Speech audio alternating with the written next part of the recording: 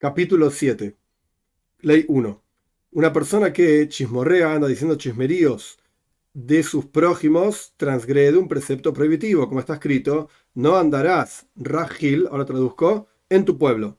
Algo interesante en esta ley, el Rambam, la primera palabra de la ley es meragel, con gimel, con la letra gimel en hebreo. Meragel es literalmente la palabra regel, con la pierna, porque uno va de un lugar a otro andando por acá y por allá, hablando chismes de los demás. Pero el versículo dice Rojil, con Jof. Las letras en hebreo son muy particulares y sin entrar en todos los detalles, la Jof y la Gimel, por cuanto vienen del mismo lugar en la boca, cuando la persona las pronuncia, se intercambian entre ellas. Por eso en realidad es la misma palabra. Entonces, ¿qué dice el versículo? No andarás chismorreando en tu pueblo. Y a pesar de que no se recibe latigazos por esta prohibición, como explicamos en el capítulo anterior, es un lav shem boy mais, es una prohibición que no tiene acción.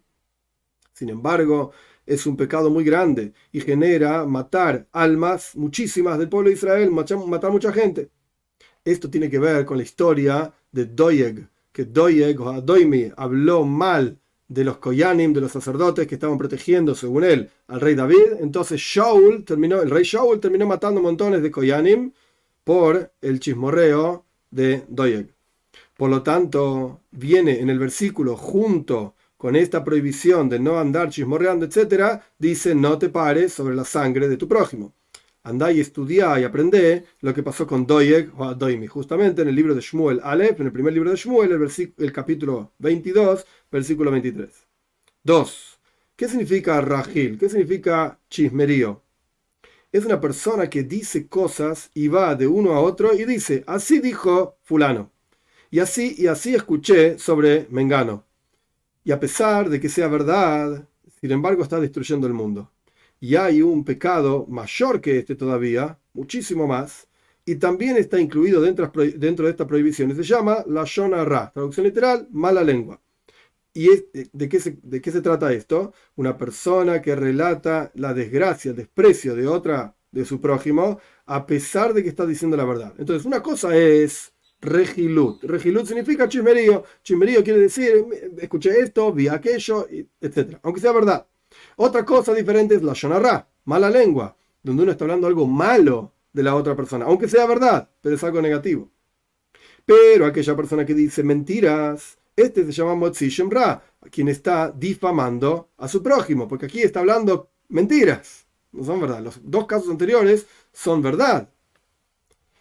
Pero la persona que es Baal Lashon Hara, aquella persona que habla esta mala lengua, es aquel que se sienta y dice: así hizo fulano, y así eran sus padres, y de tal y cual manera escuché sobre él, y dice cosas de desprecio. Y sobre esto dice el versículo: que Dios recorte todos los labios suaves, labios que hablan grandezas en los salmos, pero se refiere a la shonará, mala lengua.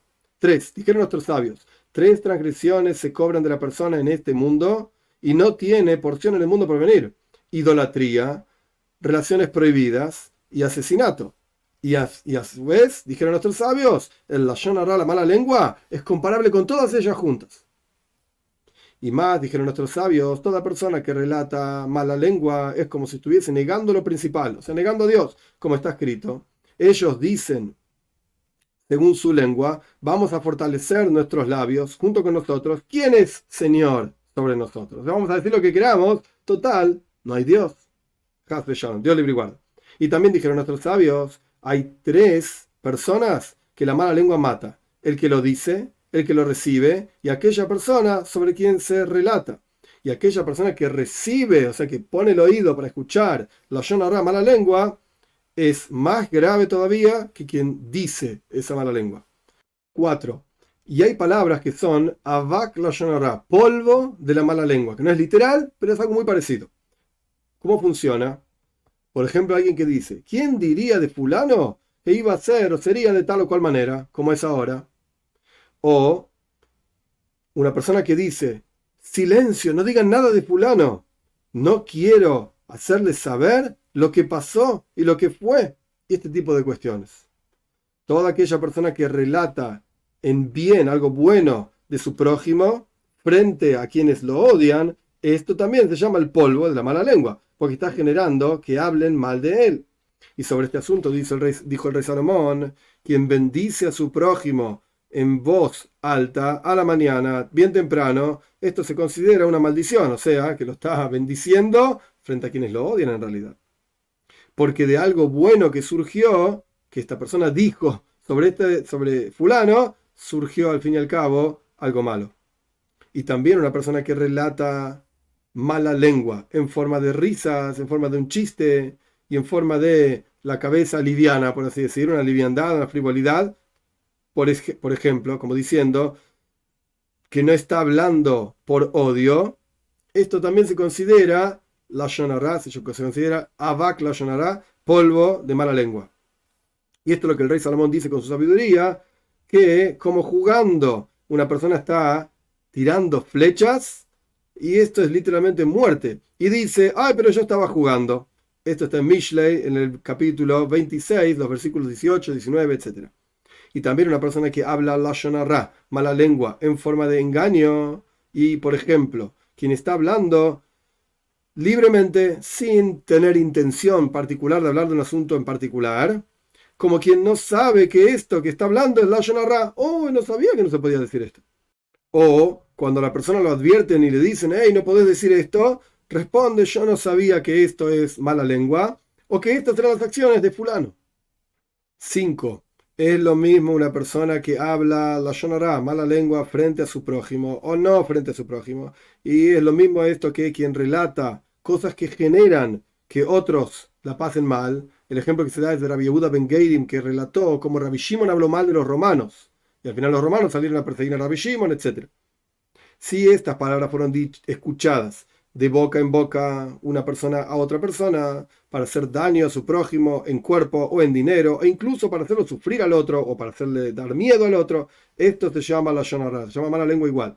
Y si estas palabras fueron dichas frente a tres, o sea, si la persona misma involucrada relató su propia historia: a mí me pasa esto, conmigo mismo, digamos, en detrimento de sí mismo, frente a tres personas, entonces esto ya está escuchado y es conocido. Quiere decir, ya no es lashon hara. Yo mismo estoy diciendo: no es mala lengua, yo mismo estoy diciendo que sobre mí, que soy esto o aquello. Todo el mundo lo sabe ya. Y si una de estas tres personas que escucharon el relato de boca de la persona misma a quien le pasa esto, no que alguien habló de otro, sino yo mismo estoy diciendo sobre mí mismo tal cosa, si una de esas tres personas relató esto otra vez, esto no se llama lashon hara, no se llama mala lengua, porque en realidad estás relatando lo que la persona mismo dijo sobre sí mismo.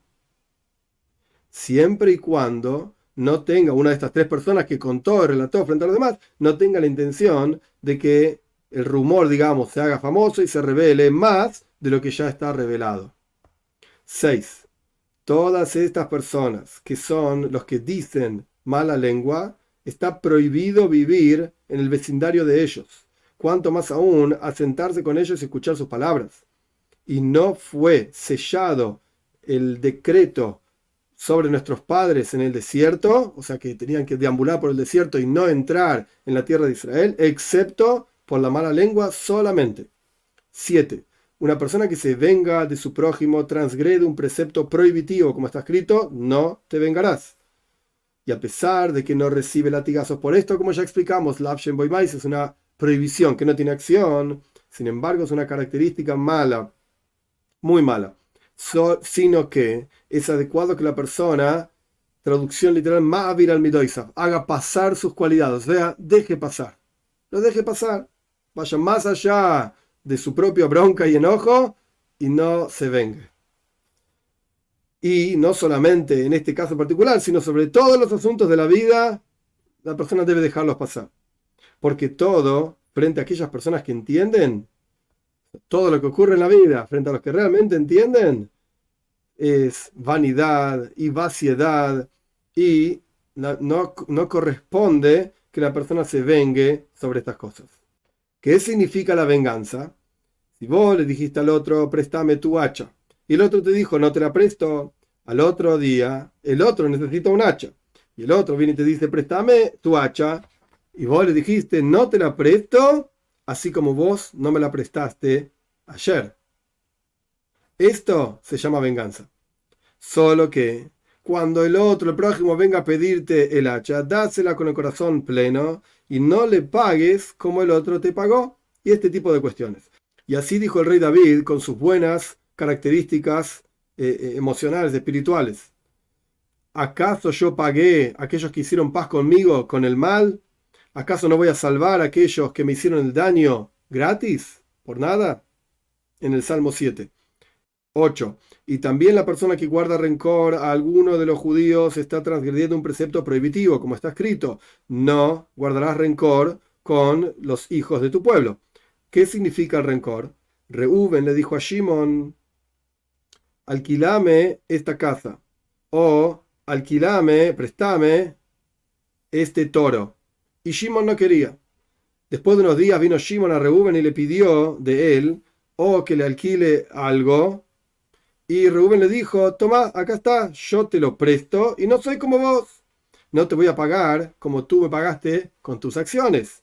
Una persona que hace esto está transgrediendo la prohibición de no guardar rencor, sino que tiene que perdonar la cosa en su corazón y no tiene que guardar rencor.